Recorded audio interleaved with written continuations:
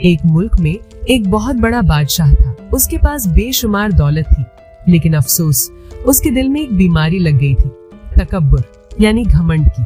उसे लगता था कि उसकी पूरी सल्तनत और उसका परिवार सिर्फ उसके टुकड़ों पर पल रहा है। एक दिन दरबार लगा था। बादशाह ने अपनी 7 बेटियों को बुलाया और एक अजीब सवाल पूछा।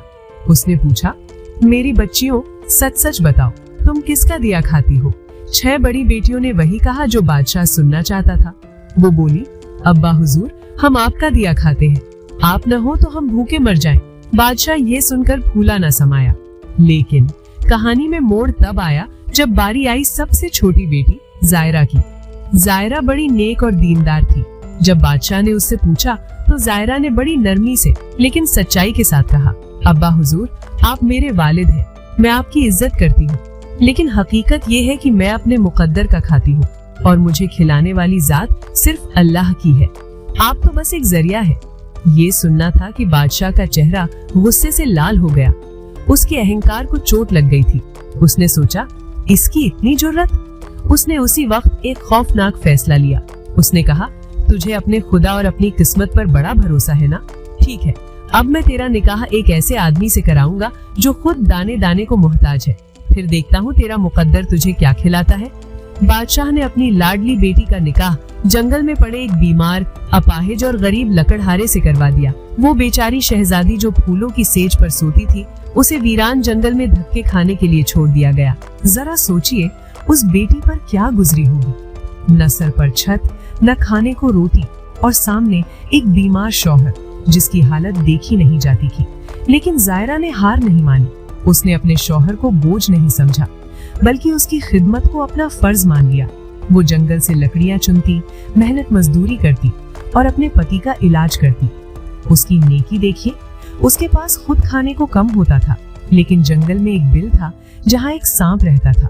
जायरा अपने हिस्से के दूध में से थोड़ा सा दूध उस बेजुबान जानवर के लिए रख देती थी। वो सोचती थी कि अल्लाह की हर मखलूक का पेट भरना सवाब का काम है। कहते हैं ना कि जब देने वाला देता है तो छप्पर फाड़ कर देता है। जायरा के सब्र और उसकी इस नेकी का फल उसे मिला। एक रात अल्लाह के हुक्म से उसे एक इशारा मिला कि जिस जगह वो रहती है वहाँ नीचे खजाना दबा है। उसने खुदाई की तो उसकी आंखें फटी रह गईं। वहाँ सोने, चांदी और अशर्फियों का ढेर लगा था। देखते ही देखते वक्त का पहिया घूमा। उस खजाने से उसने अपने शौहर का इलाज कराया, जो अब बिल्कुल तंदुरुस्त बादशाह बन गया था। उन्होंने जंगल में एक खूबसूरत नगर बसाया और वहाँ लंगर खोल दिए, जहाँ हजारों गरीब रोज पेट भरते थे। लेकिन कहानी यहाँ खत्म नहीं होती। असली अंजाम तो अभी बाकी है। दूसरी तरफ जायरा के पिता, वो घमंडी बादशाह पर दुश्मन ने हमला कर दिया। उसका सब कुछ लुट गया। वो बादशाह जो कहता था मैं सबको खिलाता हूँ, आज खुद एक एक रोटी के लिए तरस रहा था।